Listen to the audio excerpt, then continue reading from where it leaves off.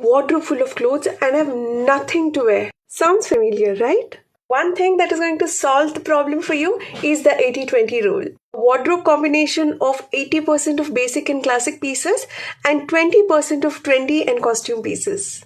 Well, what happens now is 80% of your wardrobe now is a base wardrobe, which means all these basic and classic pieces make great background pieces, helping you to mix and match with your existing wardrobe and create unique individual looks from fewer number of clothes.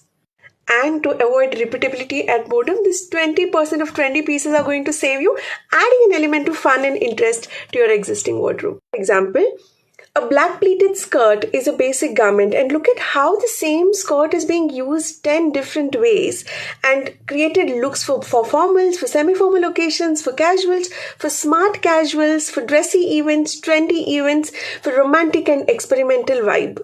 Do not forget to share this with your girls. Cheers!